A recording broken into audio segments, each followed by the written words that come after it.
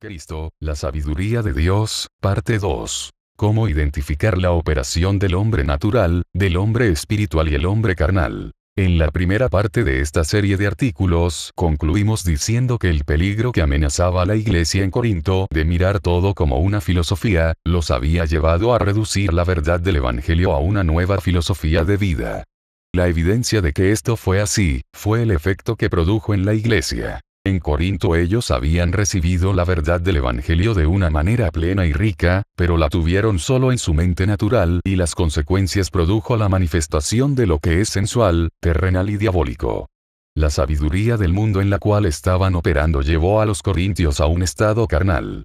Primera de Corintios 3, 1, de manera que yo, hermanos, no pude hablaros como a espirituales, sino como a carnales, como a niños en Cristo. Particularmente en esta epístola, Pablo habla del hombre natural, el hombre espiritual y el hombre carnal.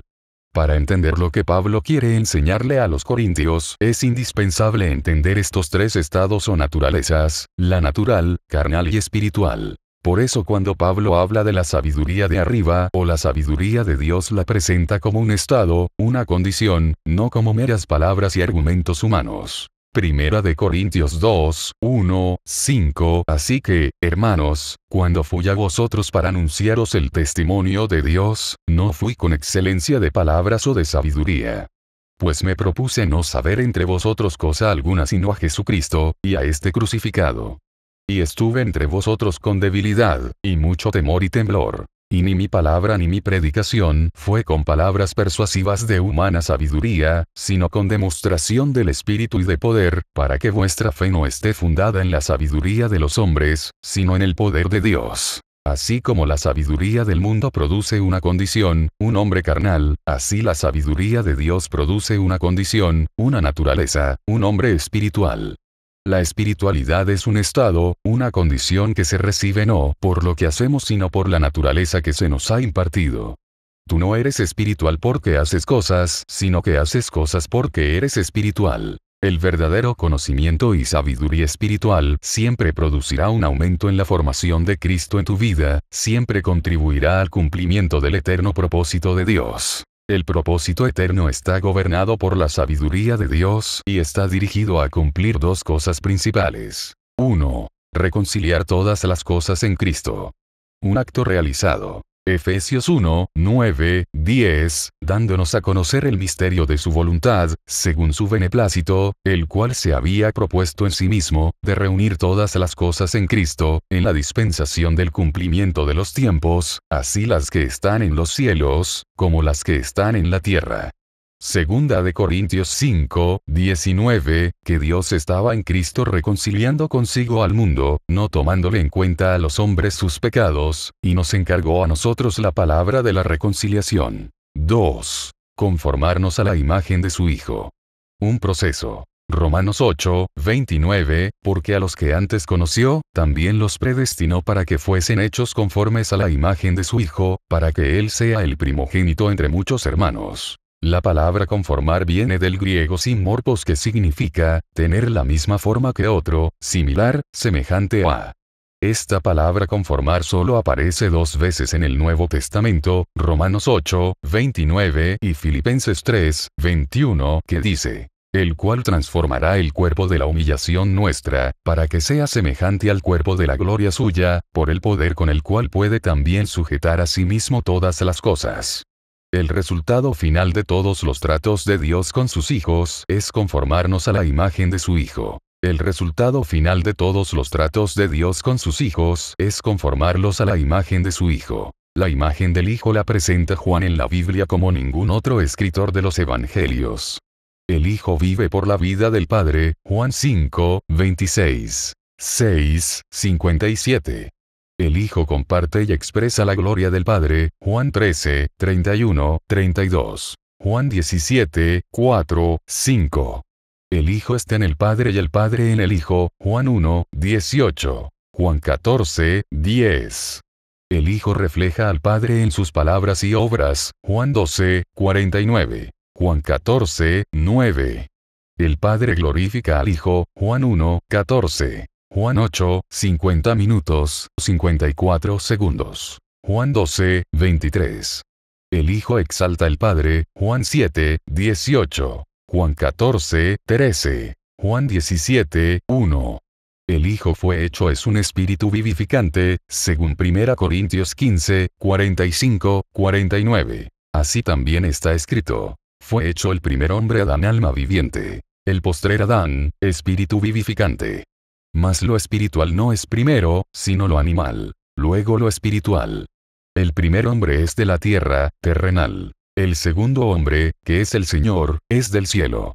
Cual el terrenal, tales también los terrenales. Y cual el celestial, tales también los celestiales. Y así como hemos traído la imagen del terrenal, traeremos también la imagen del celestial. ¿Cómo es que somos conformados a la imagen de Cristo?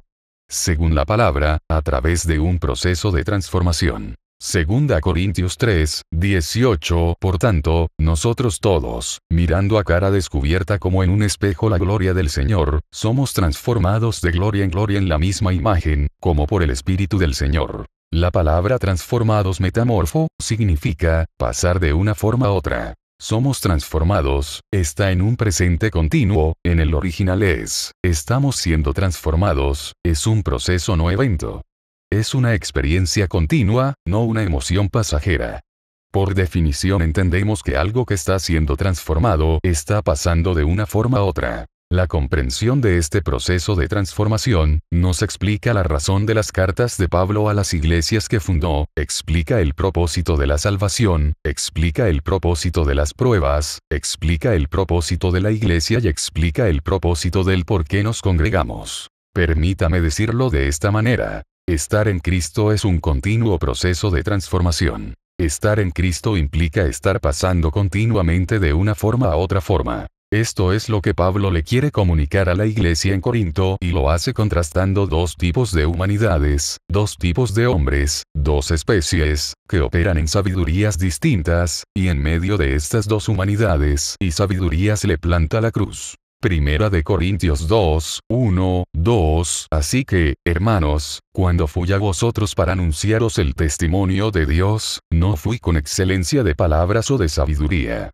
Pues me propuse no saber entre vosotros cosa alguna sino a Jesucristo, y a este crucificado.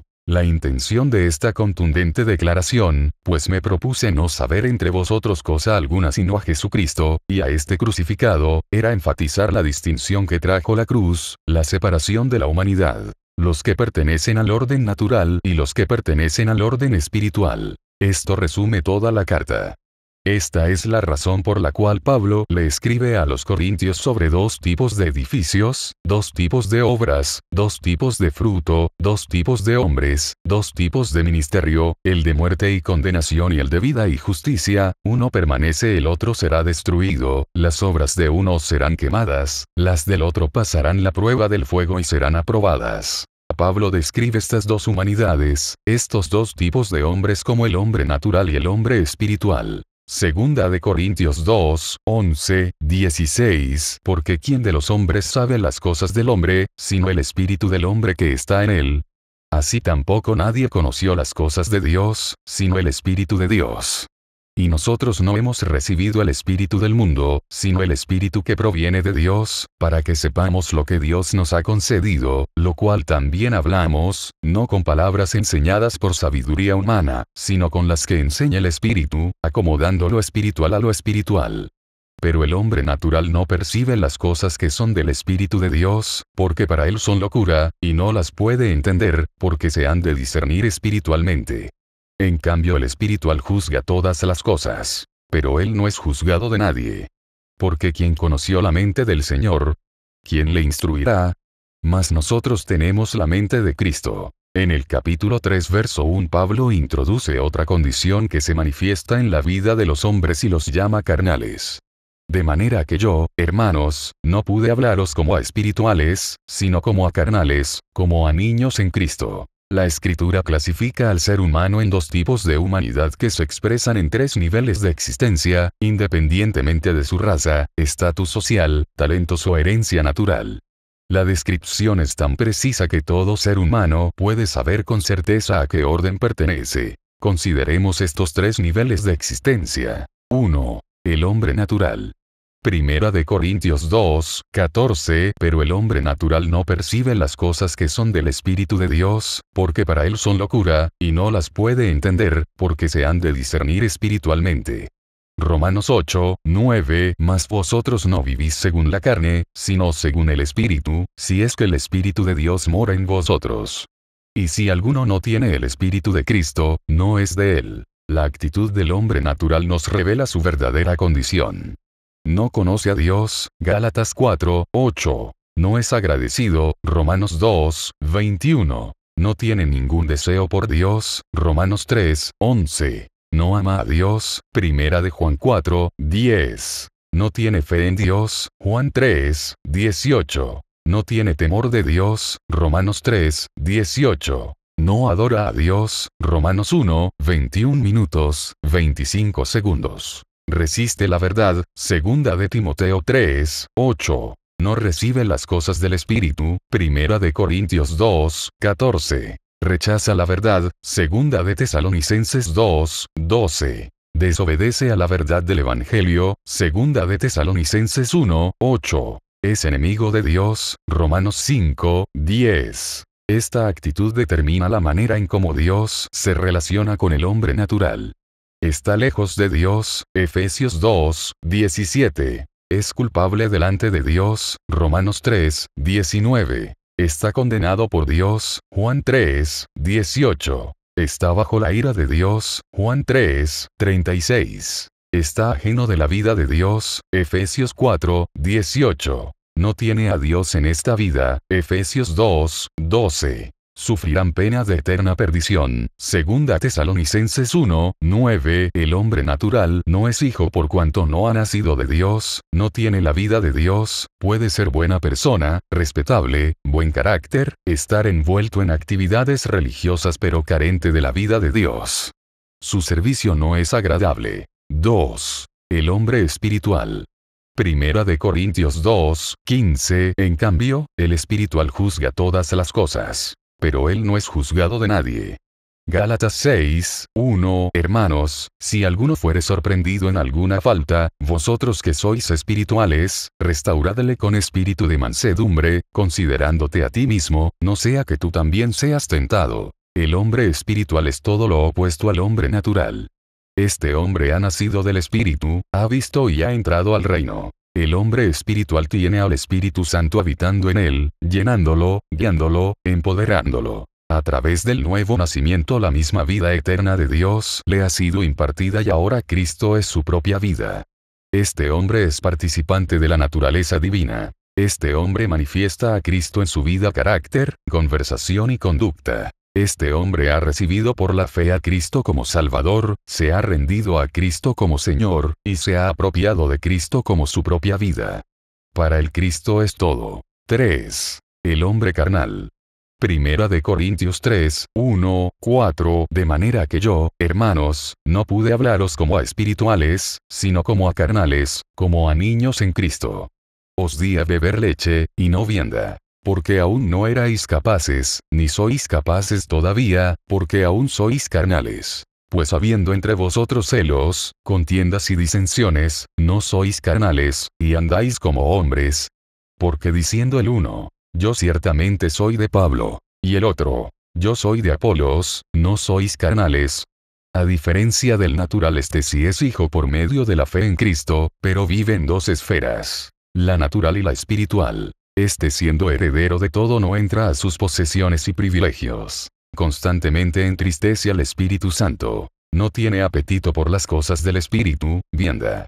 No se ha rendido al gobierno de Cristo completamente, no tiene conciencia de la vida de Cristo en él, y aunque siente la necesidad de Cristo y desea más de él, no está satisfecho en él. Cristo ocupa un lugar en su vida, pero no es supremo y preeminente. Este hombre vive para Dios y para él. Este hombre dice que Cristo es su Salvador, pero quien está sentado en el trono de su vida es el viejo hombre. En ocasiones Cristo domina sus afecciones, pensamientos y palabras, y en otras el viejo hombre viciado con sus deseos carnales. En ocasiones está vivo para Dios, y en ocasiones está vivo para el pecado, y Satanás. Para resumirlo, este hombre está en una condición miserable y su vida es una de constante derrota y desánimo. Su condición es resultado de la ignorancia de las cosas profundas de Dios y su indisposición de rendirse completamente a Cristo. Considera que Pablo tiene que tratar con estas tres condiciones de existencia en la iglesia en Corinto. En Corinto el hombre natural, a través de las obras de la carne, estaba tomando dominio sobre el hombre espiritual. La palabra que se usa aquí para describir el hombre natural es subche, que significa alma.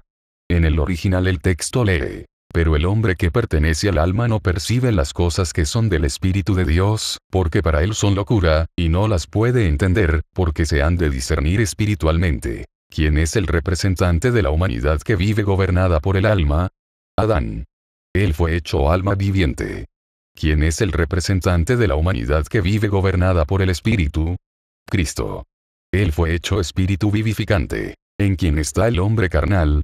Un rato en Adán, sabiduría del mundo, y otro rato en Cristo, sabiduría de Dios. La palabra que se usa para describir el hombre espiritual es la palabra neumáticos.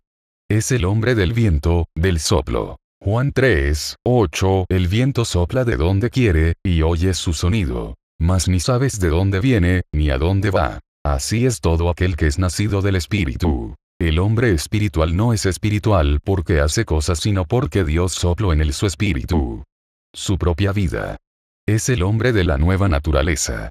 Es el hombre gobernado por la vida del espíritu. El proceso de transformación es para sacar todo lo carnal, adámico, para que Cristo sea formado en nosotros. Nosotros transformados en él, para el ser manifestado al mundo. Por hoy, esto es suficiente. En el próximo artículo consideraremos cómo el apóstol Pablo le enseñó a la iglesia en Corinto a identificar y a tratar con la sabiduría del mundo cuando se introduce en la iglesia.